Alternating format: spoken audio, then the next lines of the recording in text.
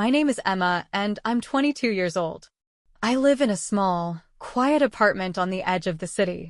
It's close enough to the university to make commuting easy, yet far enough to provide the peace and solitude I've always craved. My space is modest, just a room with a few old pieces of furniture, a desk cluttered with books, and a bed I clear off each evening after studying. It's not much, but it's mine. 2 years ago, I left my small hometown behind, driven by hope and ambition. Back there, everyone knew everyone and life felt like an endless loop. I was ready for something different, a fresh start. College was my chance to step out of that circle, to discover who I truly was and begin crafting the future I dreamed of. The transition wasn't easy. The city felt overwhelming and unfamiliar, and I knew no one. My classes were demanding, and more often than not, I felt out of my depth, as though I wasn't the smartest person in the room. I longed to make a good impression, but a persistent sense of not belonging weighed on me. Coming from a modest background, I often wondered if my lack of connections and resources would always be an obstacle in a world that seemed to prioritize them. Then, I met Richard. He was 63 years old, about the same age as my father. Richard was the kind of person who could command attention without uttering a single word. His presence alone made people stop and listen.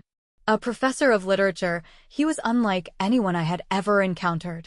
His lectures weren't just about books, they delved into life, human nature, and the complexities of the world. Every class felt like a journey, an exploration of ideas and emotions. I was struggling to make ends meet, and the stress of finances loomed over me like a dark cloud. I didn't know how I would make it through the semester. Desperation pushed me to seek help where I hadn't before. "Professor, I need your guidance," I said, my voice wavering despite my attempt to sound confident. "I'm falling behind in other courses, and if I don't improve my grades, I'll lose my chance to stay in school."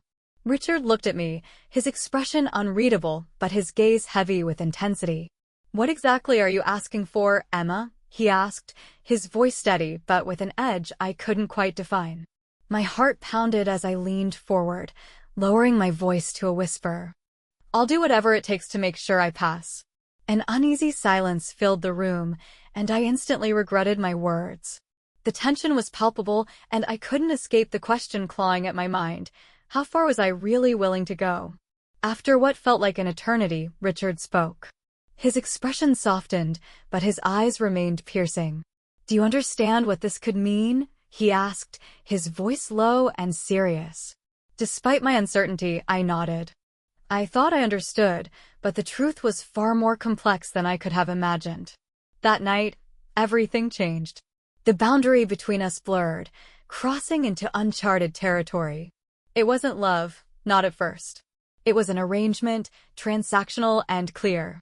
I gave him what he wanted, and in return, he provided the stability I desperately needed. For a while, it felt like a solution, a way to secure my academic future and keep my grades afloat. But as the night ended, a wave of conflicting emotions washed over me, relief, satisfaction, and an undercurrent of guilt I couldn't shake. Over time, the dynamic between us began to evolve. At first, I convinced myself that it was just about survival, about ensuring I could stay in school and succeed. But the more time I spent with Richard, the harder it became to maintain that lie. My thoughts lingered on him long after our meetings ended. It wasn't just about the grades anymore. It was about him. His presence, his words, the way he made me feel seen and understood. I found myself drawn to him in ways I hadn't expected, and I couldn't stop. Every glance, every conversation pulled me deeper into his orbit. I tried to rationalize it, telling myself that it was purely practical, but the truth was impossible to ignore. I was falling for him, falling hard. And with each passing day, the line between what was acceptable and what wasn't became increasingly blurred. Richard began sharing parts of his life with me during our secret meetings. Late at night, when the university halls were silent, we would talk. He spoke about his past, his regrets, and the choices that had led him to where he was. I listened intently, captivated not just by his words, but by the vulnerability he revealed. It felt deeply personal, a connection that extended far beyond the physical. In those moments, he wasn't just my professor, he was someone I trusted, someone I relied on. But as our bond deepened, so did the weight of our actions. The secrecy that had once felt thrilling now became suffocating. Each time we met, the guilt gnawed at me, a constant reminder of the lines we had crossed. Yet, I couldn't bring myself to stop. There were moments when Richard looked at me with a tenderness that made my heart ache, moments that made me believe he cared for me as much as I was beginning to care for him. Still, I knew the risks. I knew what we were doing was wrong and dangerous, not just for me but for him as well. The lies I told to hide our affair became heavier with each passing day. I had to keep up appearances, pretend everything was normal, while the reality of our connection grew more complicated. The weight of the secret threatened to crush me, yet it was the very thing that made our relationship possible. As the weeks turned into months, the affair that had begun as a means to an end became something I couldn't control. It was no longer about securing my future or earning good grades. It was about him, and the undeniable connection we shared. And no matter how much guilt or shame I felt, I couldn't let go. I kept convincing myself that everything would remain straightforward, just about my grades and my future. But every time I saw Richard, it felt like those boundaries were slipping away. It wasn't just about academics anymore. I wanted him, and no matter how hard I tried, I couldn't deny it.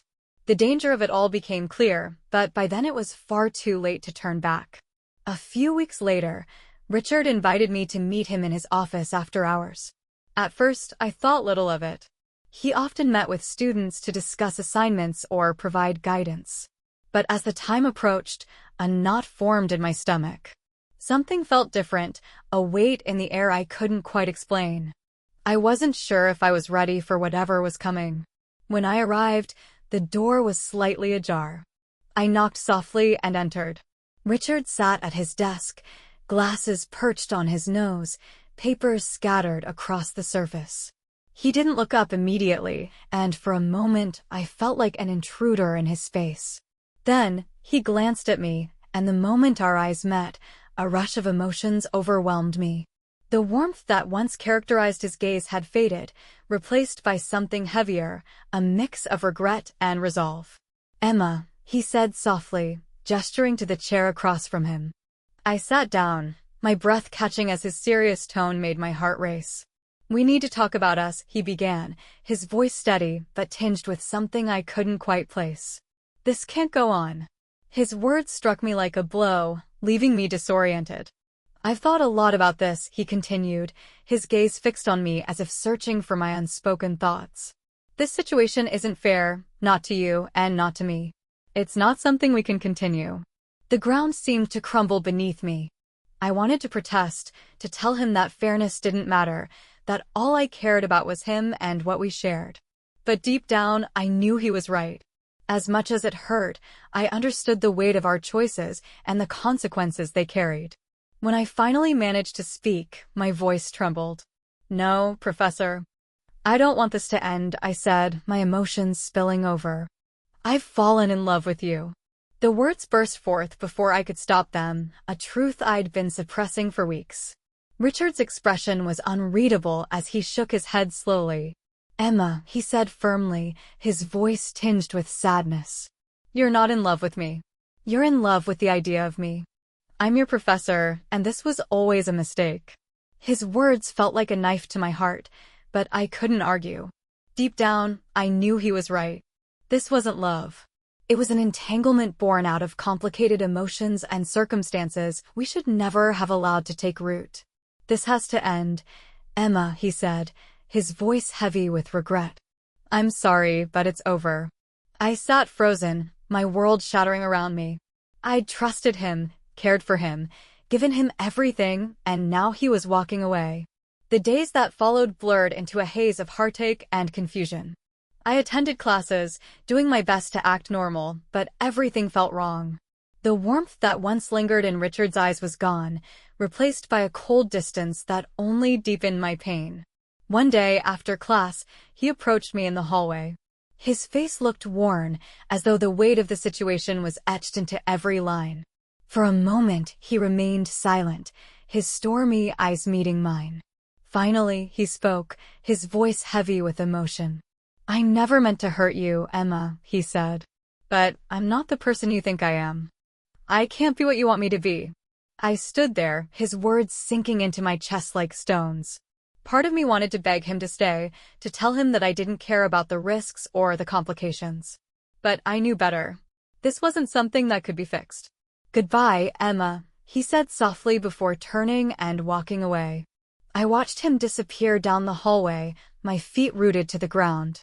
The air felt heavier than ever, laden with the finality of what had just happened.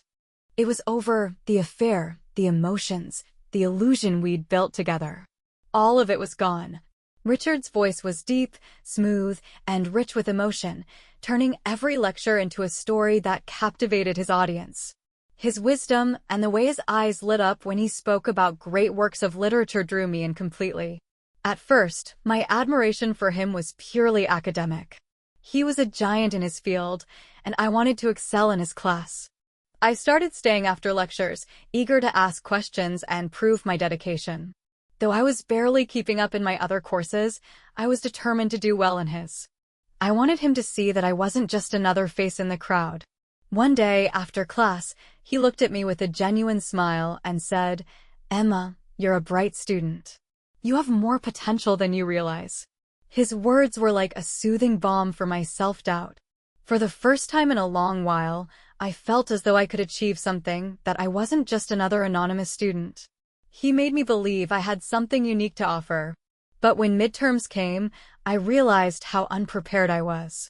I'd procrastinated, leaving everything until the last minute. My paper was far from my best work. Yet, to my surprise, I received a perfect grade. I knew I didn't deserve it, but it felt as though Richard saw past my mistakes and recognized my potential. Gratitude and confusion overwhelmed me.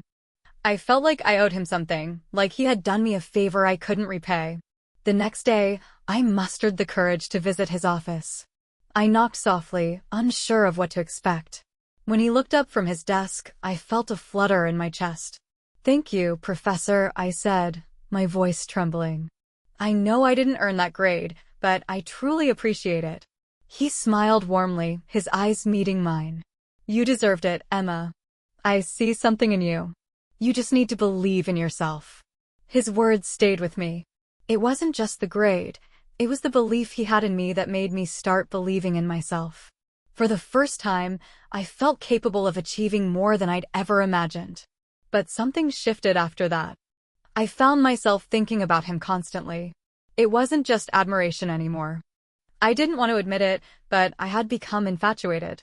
Weeks later, I stayed after class again, but this time, my focus wasn't on academics or assignments. It was on something else entirely, something that made my heart race and filled me with both excitement and unease.